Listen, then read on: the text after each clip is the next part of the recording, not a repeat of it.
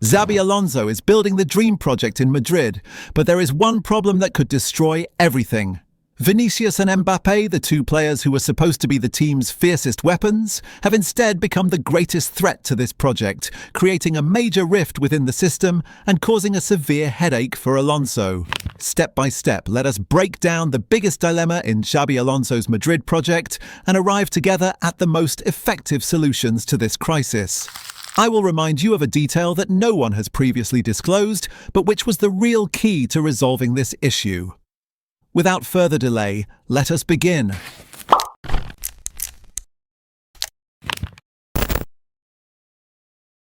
Xabi Alonso is a coach who holds three core principles in his footballing philosophy that he will not compromise on. The first and most important is organisation and intensity in pressing. Alonso relies on well-structured high pressing as both a defensive and attacking weapon. It is not merely to prevent the opponent from building play, but also to win the ball back quickly and launch a fresh attack from an advanced position.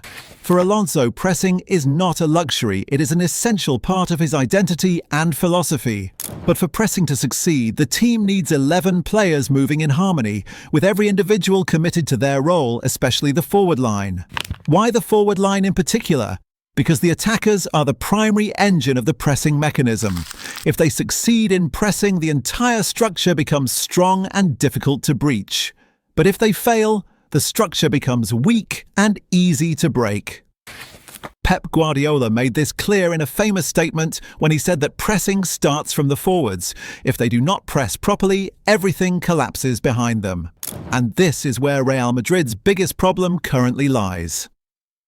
Vinícius and Mbappé are among the best players in the world with the ball, but without it, unfortunately, they lack commitment, pressing intensity, and teamwork. They are often slow to engage in pressing, at times standing as spectators, and at others tracking back too late. In both cases, the result for Real Madrid is disastrous. For example, when they simply stand and watch, the opponent can easily pass the ball between them to the free man positioned near the penalty area, a player whom Vinícius or Mbappé should have been marking.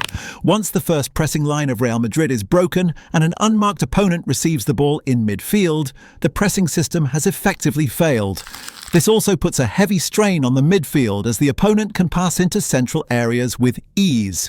When the coach realizes that Vinícius and Mbappé cannot resolve this issue, he is forced to push the entire midfield line forward to press the opponent's pivots. Yet even then, due to the lack of aggression and sharpness from Vinícius and Mbappé, the opposition can find the free man behind Madrid's advanced midfield and play the ball to him easily, because the pressing applied on them is neither intense nor sufficient to make passing difficult. In both scenarios, Real Madrid's high press collapses entirely, with the obvious cause being the lethargy of Vinícius and Mbappé. The problem is not limited to high pressing. It persists even when Madrid at certain stages, especially against major teams, relinquish possession and defend in a mid-block. The same issue remains. Vinícius and Mbappé fail to press the ball carrier effectively. As a result, opponents find it easy to circulate and retain possession, as well as to locate the free player, whether behind Vinícius and Mbappé or behind Madrid's midfield line, which is pushed forward to compensate for their lack of work rate.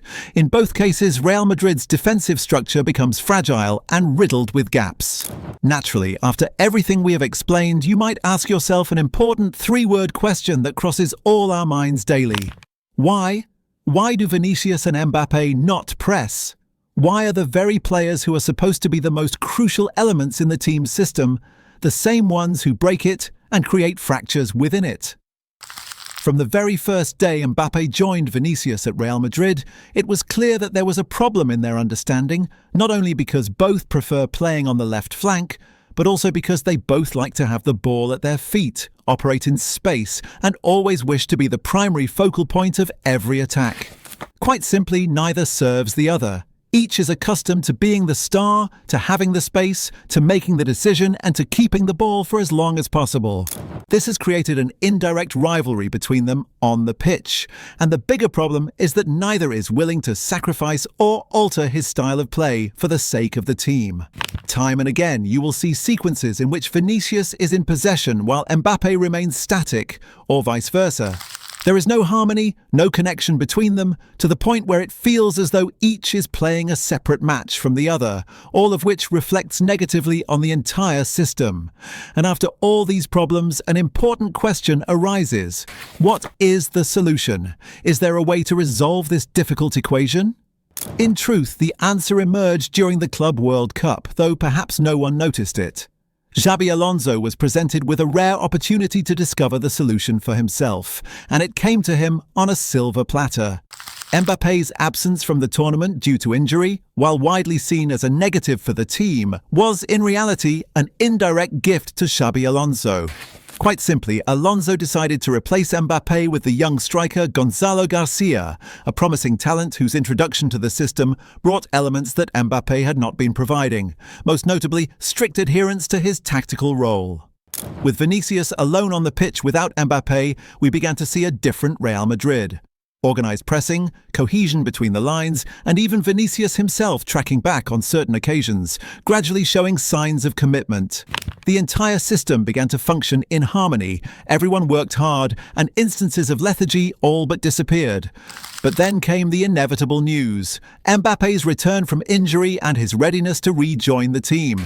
Indeed, he featured in a match against Paris where he and Vinícius were both on the pitch, and the result was predictable. The same problem resurfaced: lethargy, a lack of adherence to roles, and, as a consequence, the complete collapse of the system, culminating in a 4-0 defeat to Paris. Due to the excessive individualism on display in that match and the absence of organisation, Alonso stated after the game that his aim is for Real Madrid to play as a unified team in possession and without the ball to be a well-organised, compact unit working collectively, far removed from individualism and chaotic play. Here, the experience spoke for itself. The first solution to the problem became clear: one of them must leave. Reports suggest that if a player were to depart, it would be Vinícius, especially given his demand to match Mbappé's salary during contract renewal, a sign that their rivalry extends beyond the pitch. Yet, of course, this solution is not easily executed. No one in Madrid's management would willingly part with a name as big as Mbappé or Vinícius. Therefore, if the first solution proves difficult to implement, Alonso is left with only the second: discipline and strictness. If Real Madrid's management believes parting with either player is too difficult, then the available option is for Alonso to be clear and firm with all players, starting with Vinícius and Mbappé. A direct message must reach every star in the team. No one is guaranteed a place in the starting lineup, even if you are the team's marquee name. Those who play will be the ones who commit, press, and serve the system. This is where footballing discipline comes into play. Any player who fails to contribute to the system in both attack and defence will simply sit on the bench, replaced by someone who does. Alonso must use the bench as a disciplinary tool, not merely as a place for rest. From the very start of the league and the season, a clear red line must be drawn. If Alonso can enforce this principle, we will see a completely different Real Madrid. A team of stars who serve one another rather than competing for personal glory. Ultimately, in short, Alonso is not required to choose between Vinícius and Mbappé, but between chaos and discipline. The decision does not necessarily demand sacrificing one of them, but rather enforcing clear rules from the outset. Commitment is not optional, pressing is not a luxury, and no player is bigger than the system. If this message is delivered, Real Madrid will become a collective force of destruction. If not, the entire team will pay the price. Thank you for watching, my friend. We'll see you in the next video.